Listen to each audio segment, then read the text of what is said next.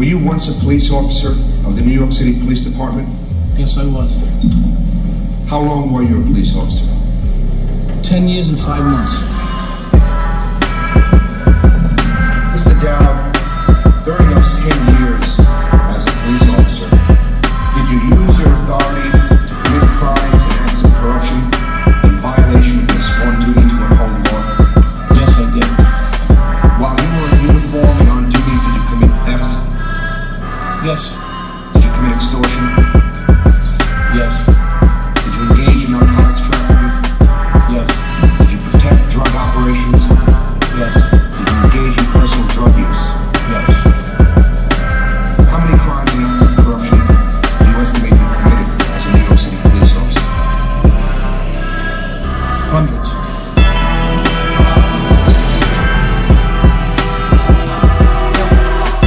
Some of the things that they put directly onto police and military regalia, uniforms, they're worn by the people involved in these institutions, are symbols that come directly out of dark occultism and Satanism in particular. Directly, they are putting occult symbols on these individuals. They don't just wear it as a badge like over the heart in many cases. They'll put it over these areas of energy within the human body. One of them is the heart, so that's why a badge is worn near the heart. Another place that they'll put it is on their hats.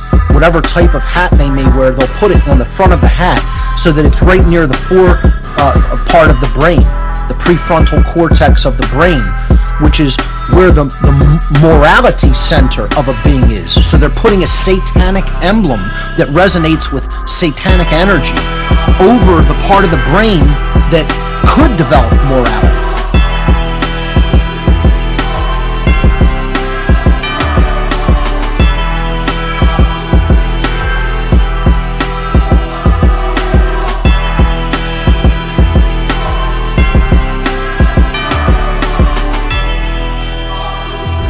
Here in New Hampshire, I applaud all of the drug enforcement agents and law enforcement officers who recently coordinated Operation Granite Shield, an 18-hour enforcement action targeting drug traffickers that resulted in the arrest of 151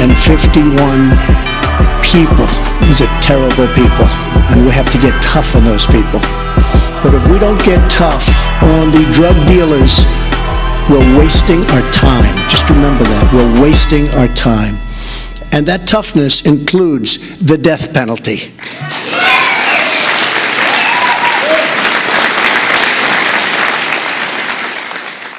And we're just learning that agents of the U.S. Drug Enforcement Administration and Justice Department officials have met in secret with members of a Mexican drug cartel. According to the report, U.S. agents held more than 50 secret meetings with cartel operatives in Mexico for over a decade between 2000 and 2012. And they did so without informing Mexican authorities.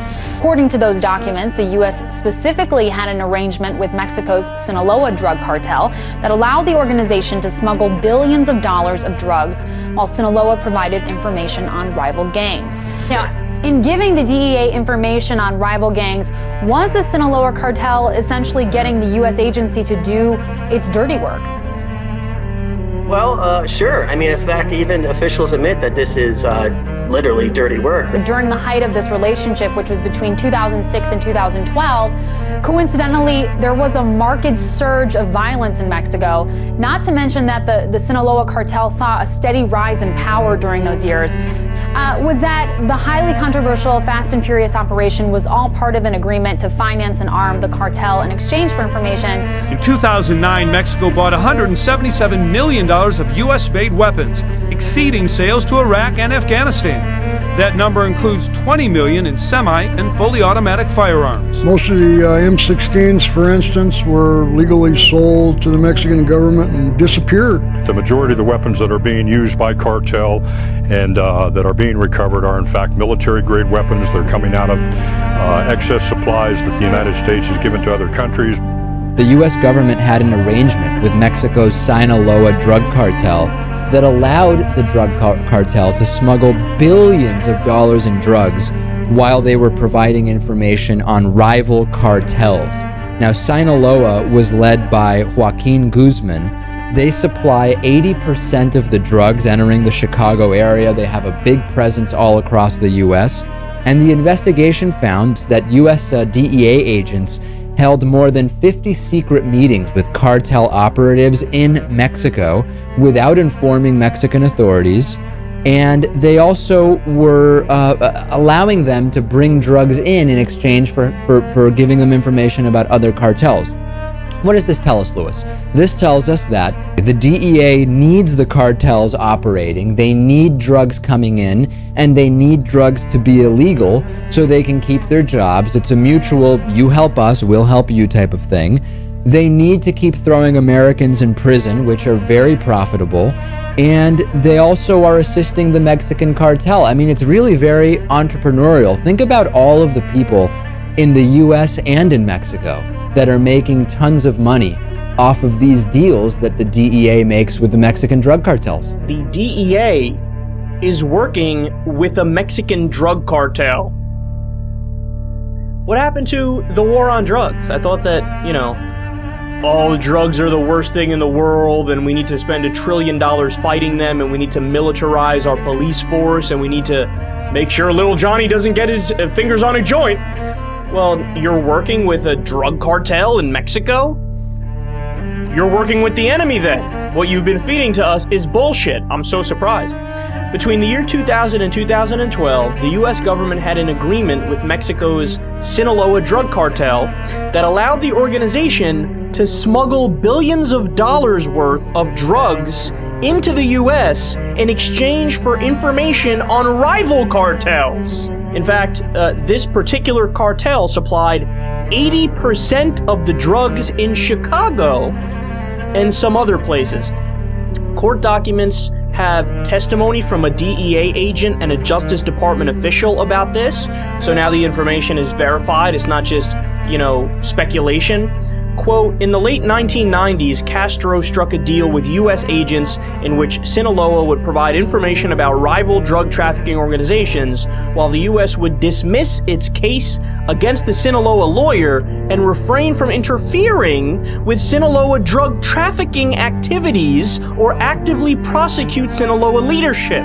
The agent stated that this arrangement had been approved by high-ranking officials and federal prosecutors. And remember, this spans 3 administrations. In the late 1990s, under Bill Clinton, under the entire reign of George W. Bush, and then also under the Obama administration. And the drug trade supports terrorist networks. When Mexico sends its people, they're not sending their best. They're bringing drugs, they're bringing crime, they're rapists. For too long, dangerous criminal cartels have been allowed to infiltrate and spread throughout our nation. An astonishing 90% of the heroin in America comes from south of the border, where we will be building a wall which will greatly help in this problem.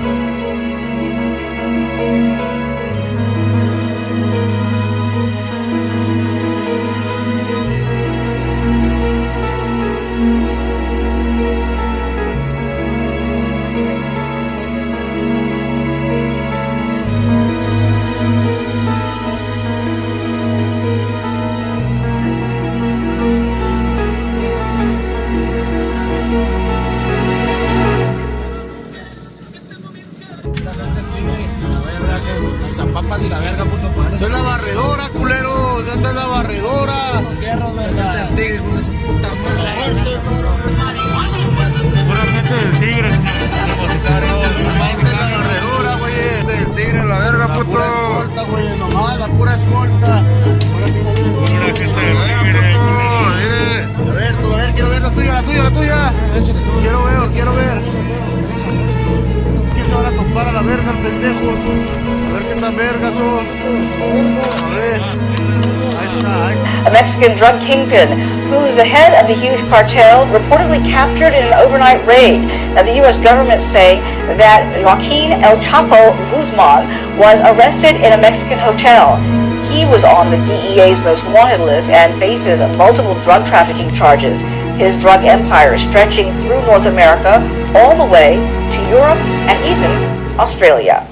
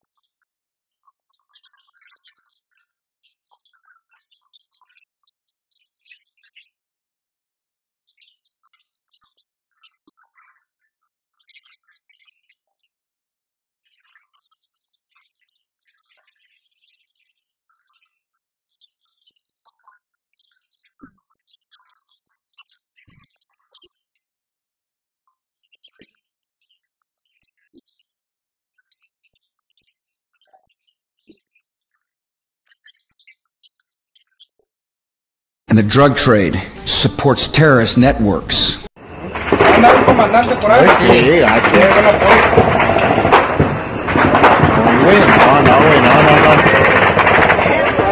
Ah, es un chingo de plomo ese pedo. No, ya no el apoyo. Anda un comandante por ahí.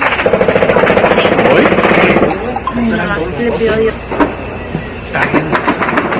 Su pinche madre. No van a parar, no la van a parar. Ni en Afganistán, cabrón.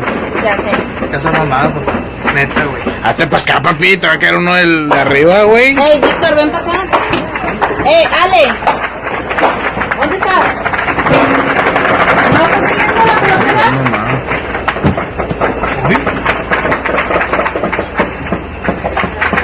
Sí, se me hace que son entre ellos, güey. Sí, güey.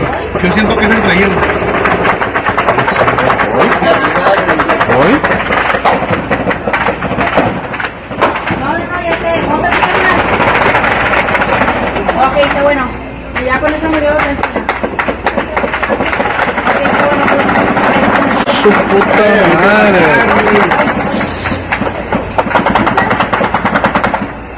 Está culera. ¿Está así? ¿Uy? Ok, ahorita te lo grabo. Su perra madre.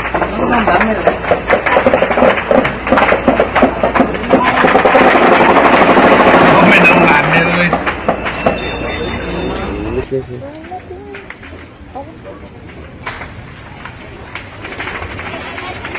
Espérate, no te asustes, mamá, no te asustes. No. Agáchate, no pasa nada.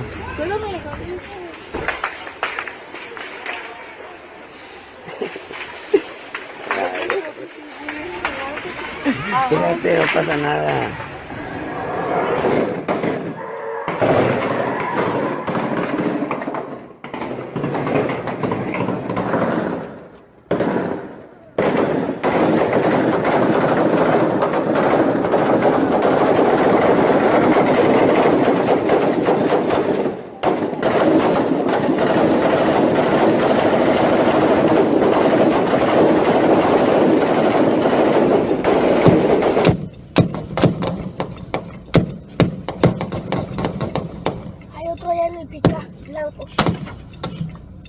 Acá está volando.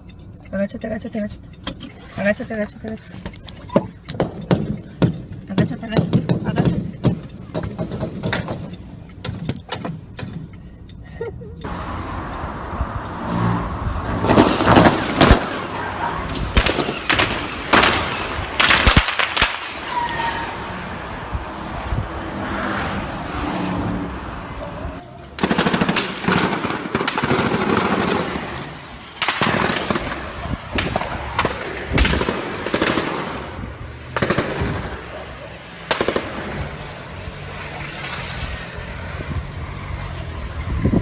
Viene por aquí.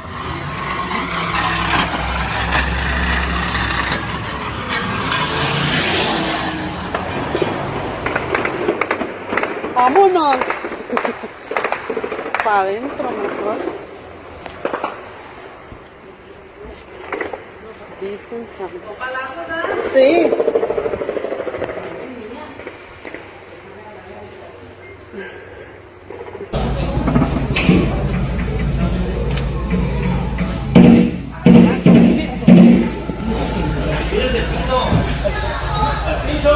¡Al piso!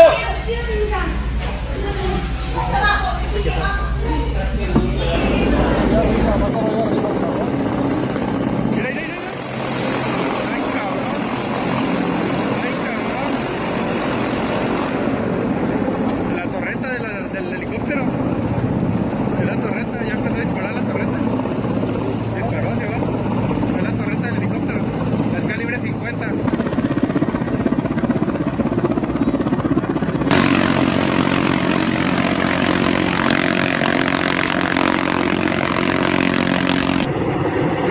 Aliéntele, compadre, con todo.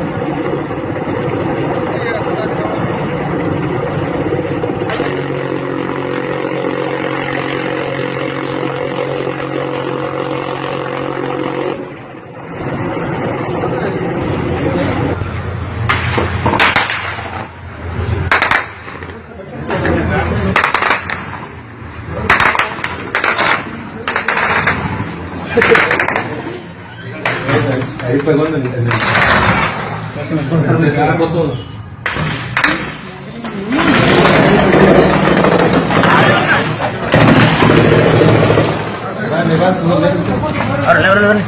¡Órale!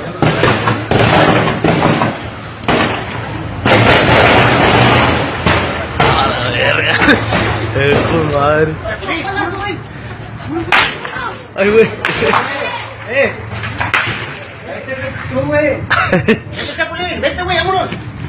¡No! ¡Mira tu pinche gata que! ¡Dale! ¡No!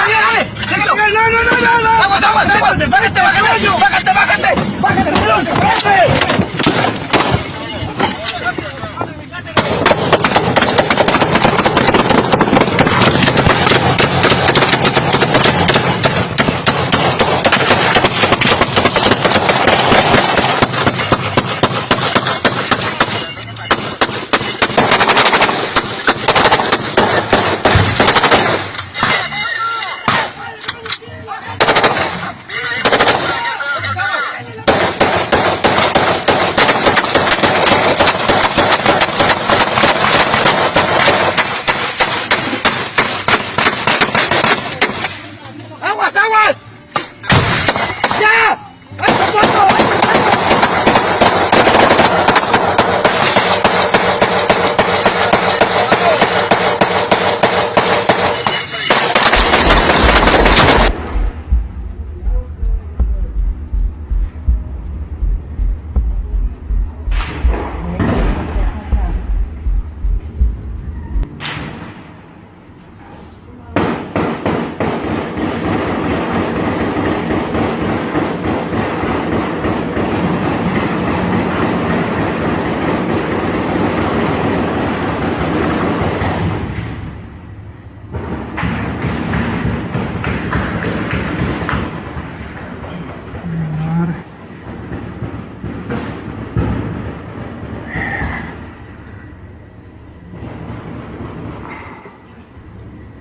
Vale.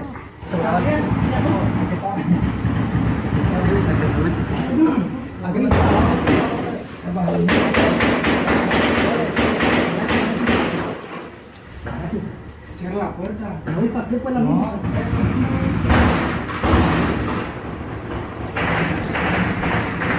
Agáchate bien, que está cabrón, güey. Ey. Agáchate, güey. La neta.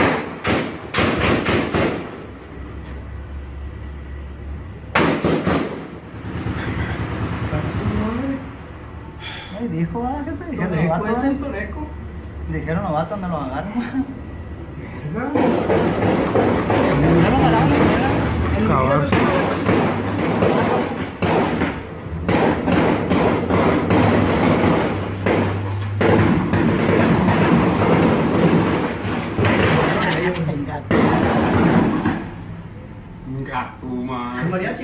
A tu madre, siguen todavía y vienen para acá otra vez a darle. Viene otra vez. Viene dando vuelta. Verga, ahí estamos tirados en la troquera. Sí, hay dos ahí tirados. ¿Y dónde pegó uno por ahí, güey? Fue un vergazo, ¿no? Pegó uno, güey. Madre, ¿no? Agáchate más, güey. Agáchate.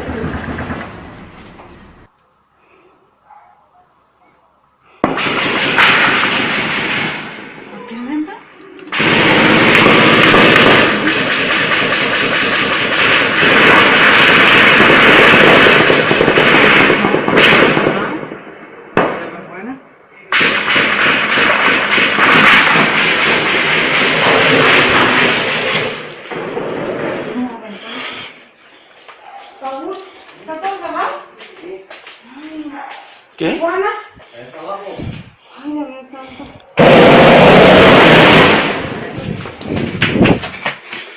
Ay, Dios. Ahora es aquí en el centro, güey. Ay,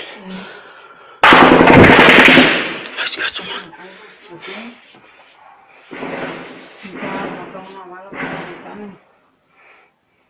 Le están tirando las casas, ¿verdad? ¿Sí? Sí.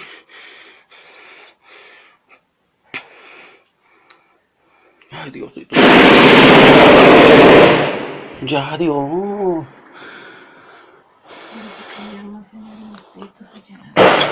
Al contemplar la voz de mi Salvador, estoy...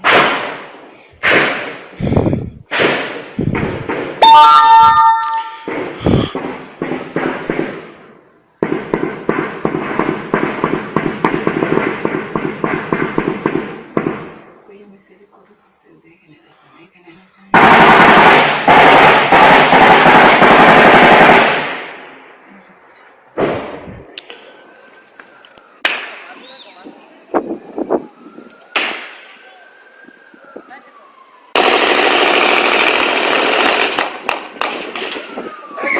¡Échala para abajo! No, ahí mejor la dejar. Exactamente. ¿Tienes que no la cargas a la orilla? Aquí, tíralo. Allá, míralo. Míralo, ahí está el cabrón, hay un rifle, míralo. ¿Dónde está? Allá, que la míralo. Oh, sí, lo vi. ¡Ya su madre! ¡Ya su madre! ¡Ya su madre!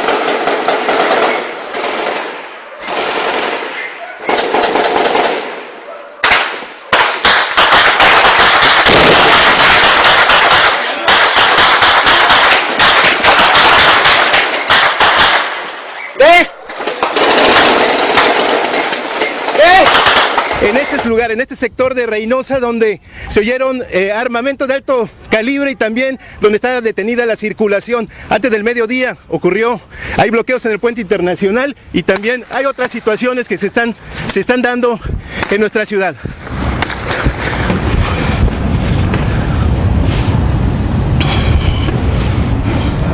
¿Estás grabando? Estoy grabando todo. Continúa, lo que usted escucha son disparos de arma fuego, calibre de fusil, y también hay sonido más fuerte aún de lo que está ocurriendo en esta frontera en Reynosa. El enfrentamiento entre fuerzas federales y lo que viene siendo prácticamente alguna célula de delincuencia organizada. El armamento que usted escucha en este momento es un enfrentamiento entre fuerzas federales y delincuencia organizada.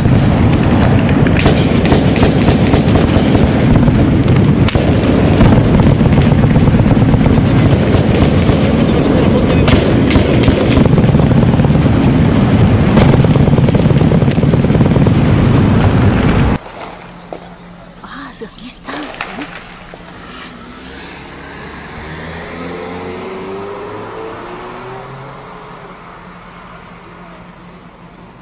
Están aquí, mano. Órale, hijo. Adentro. Vete, hijo. Güey, métete, güey. Ya valió pedo, güey.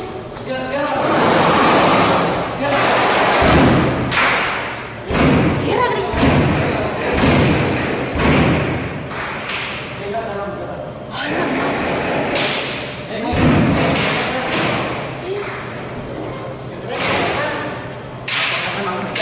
Deme el teléfono. Ay, Diosito santo. Ya, coño.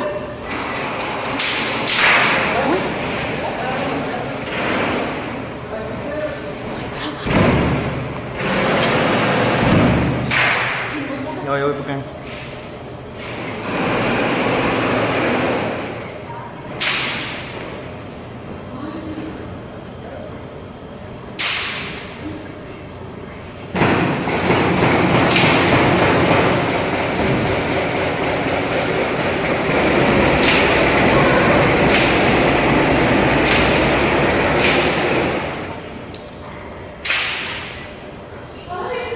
Su pinche madre.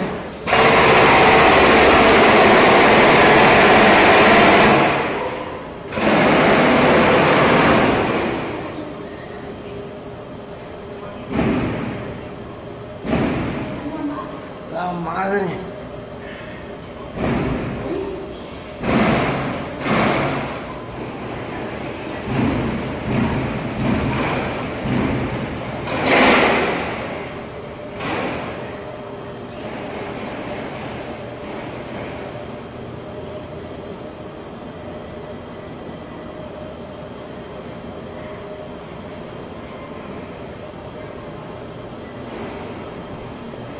Manches. Mira, se ven, están tirando, mira, en el vidrio, mira, de aquí se ven. Mira, ya se están tirando. Mira, venga. Mira, están tirando, ya se ven del vidrio, mira. Ahí está el esquina.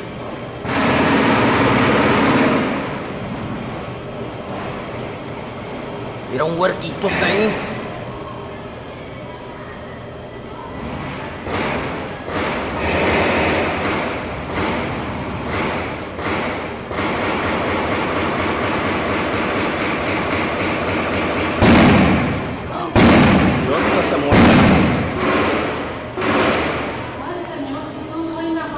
Mira cómo se ve el huerquillo.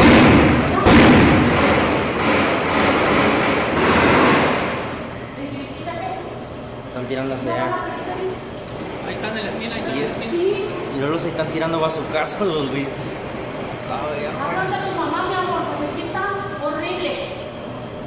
Aquí en el frente del negocio, en el Oxxo. Aquí están todos los padres. Ya se van, güey, ya se van. Los federales.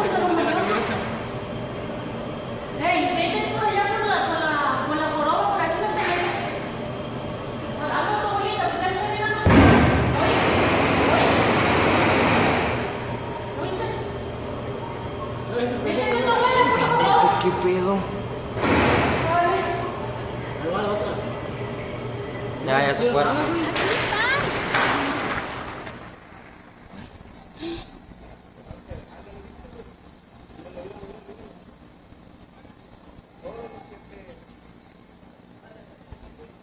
Aquí la grabo, aquí.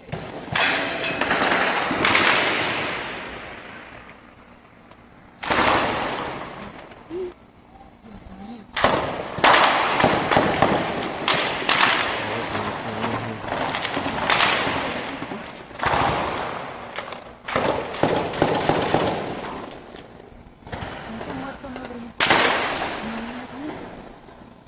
¿Está grabando todavía? Sí.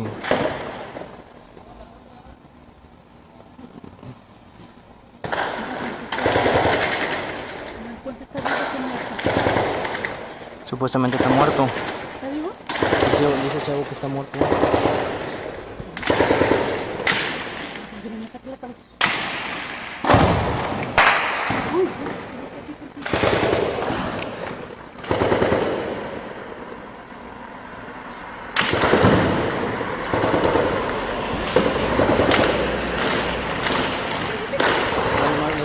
Estoy viendo por el celular.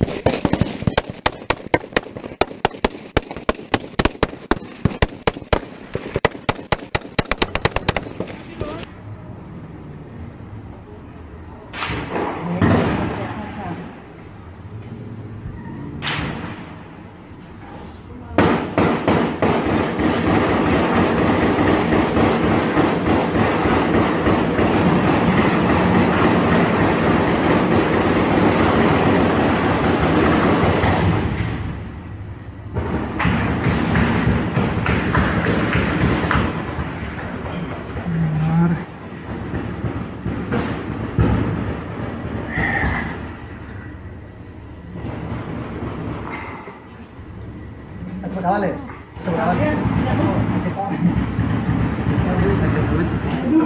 Aquí me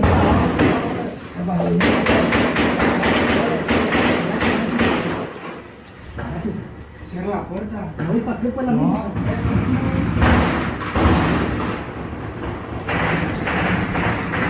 Agáchese bien, que está cabrón, güey. Ey. Agáchate, güey. La neta.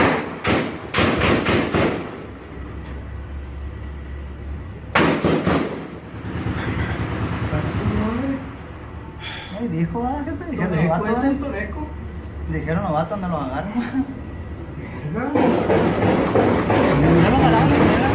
Cabrón.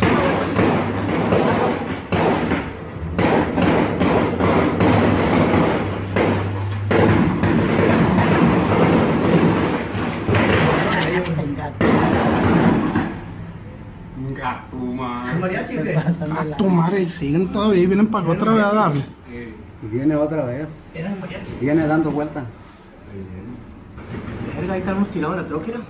Sí, hay dos ahí tirados. ¿Y dónde pegó uno por ahí, güey?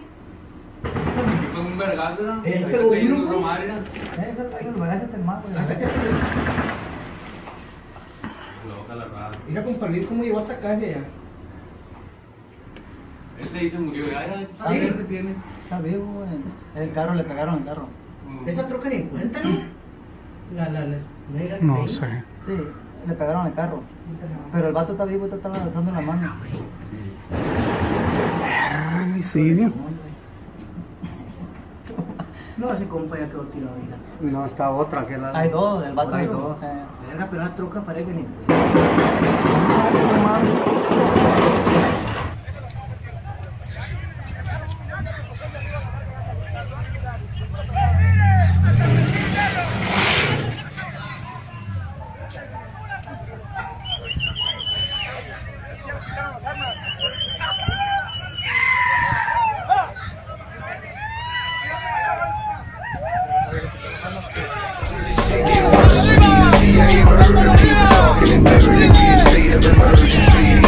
We dealing with a system designed to confuse niggas' minds, and it's worse when the people divide.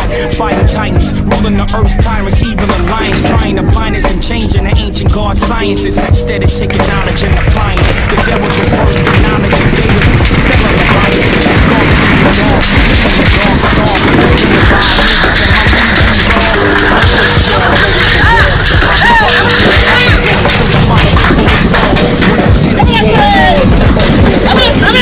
¡Aquí las papas!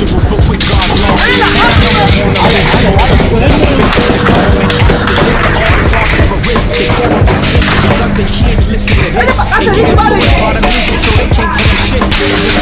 Rebel music, never rage. They still go to the speaker, nigga. Look at the teacher that knows how to break down and speak in codes.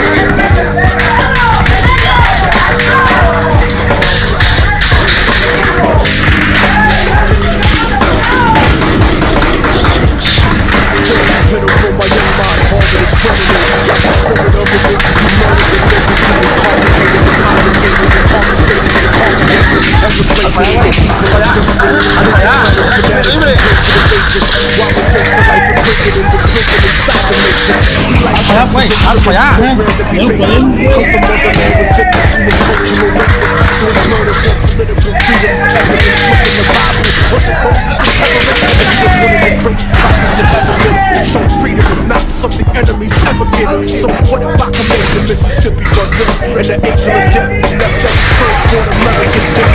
God's messenger like the Unabomber of America's karma that'll rip through the body.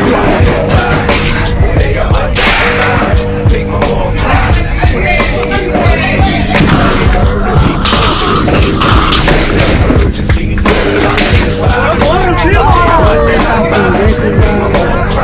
Will this shit get worse for me? CIA murder me for stalking in third degree state of emergency. Yeah, motherfucker.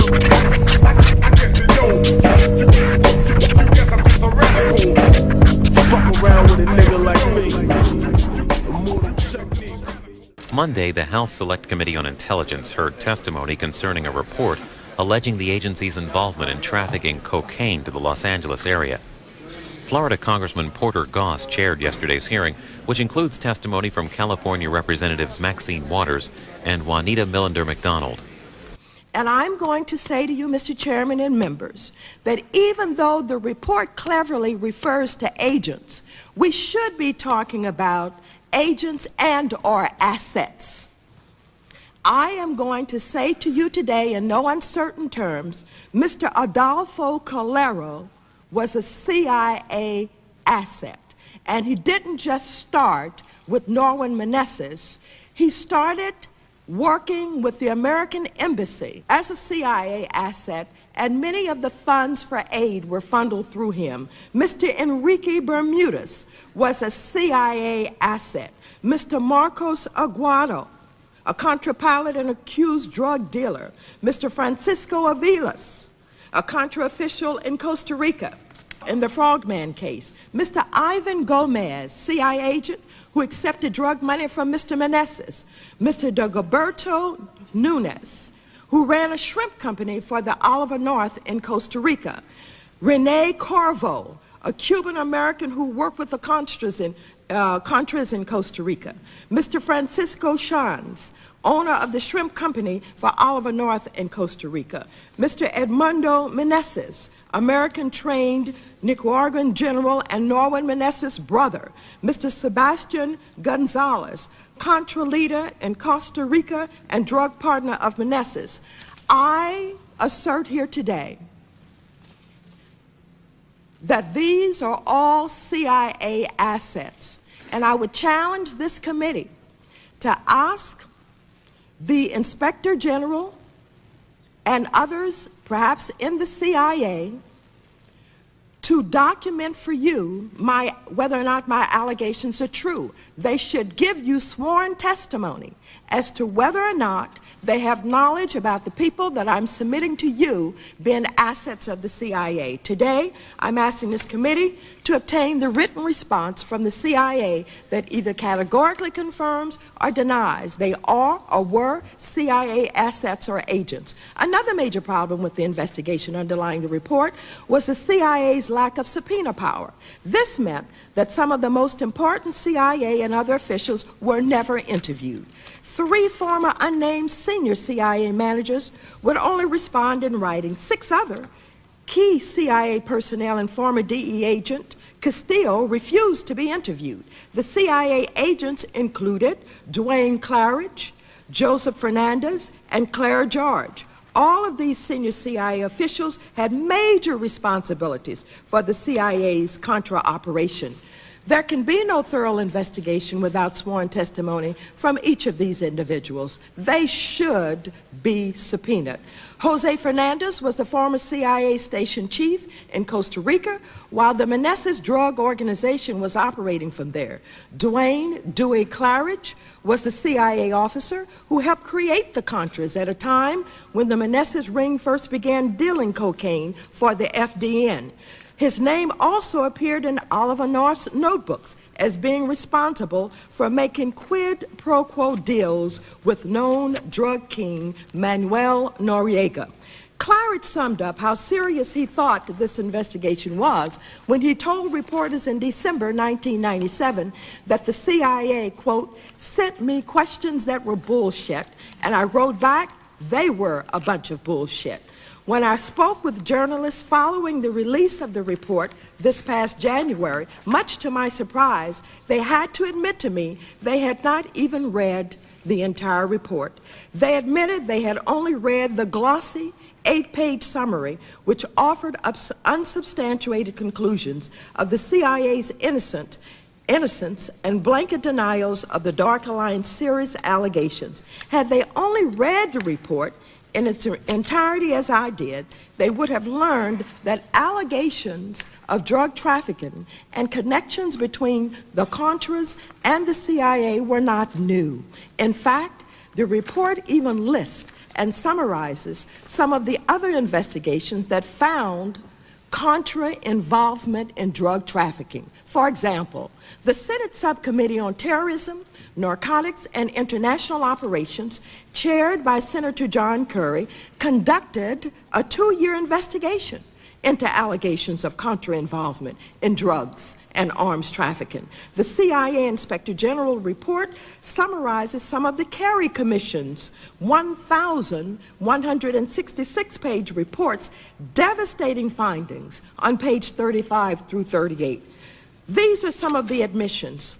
Drug traffickers use the Contra war and their ties to the Contra as cover for their criminal enterprises in Honduras and Costa Rica. Assistance from the drug lords was crucial to the Contras. And the traffickers, in turn, promoted and protected their operations by associating with the Contra movement. Drug traffickers provided support to the Contras and used the supply network of the Contras. Contras knowingly received both financial and material assistance from the drug traffickers. In each case, one or another U.S. government agency had information regarding these matters either while they were occurring or immediately thereafter. Members of the Contra movement were involved in drug trafficking, including pilots who flew supplies for the Contras, mercenaries who worked for the Contras, and Contra supporters throughout Central America. Drug traffickers helped in the Contra supply operations through business relations with Contra groups. Drug traffickers contribute cash, weapons, planes, pilots, air supply services, and other materials to the Contras. U.S. Department funds authorized by Congress for humanitarian assistance was paid to drug traffickers. In some cases, these drug traffickers received the State Department's funds after having been indicted by federal law enforcement agencies on drug charges. In other cases, were the subject of pending investigations by those agencies. The FDN Contra Group moved Contra funds through a narcotics, drug trafficking, and money laundering operation. Drug trafficking for the Contra movement was done by some because they were told that their actions were either on behalf of or sanctioned by the U.S. government. Not included in the CIA IG report are other key findings by the Kerry Committee. Despite widespread trafficking through the war zones of northern Costa Rica, the Kerry Committee was unable to find a single case which was made on the basis of a tip or a report by an official of a U.S. intelligence agency. This, despite an executive order requiring intelligence agencies to report drug trafficking to law enforcement officials, and despite direct testimony that drug trafficking on the southern front was reported to the CIA officials. U.S. officials involved with the Contras knew that drug traffickers were using the Contra infrastructure and that the Contras were receiving assistance from drug profits. Yet, they turned a blind eye and did not report these individuals to the appropriate law enforcement agency. In which, if the worst possibly happens and they're absolutely caught buying secrets from some local spy agent, a minister in the government or whatnot, the worst that will happen to them, even in the Soviet Union, is that they will be asked to leave the country. Under no circumstances will they ever be attacked or jailed or executed or whatnot.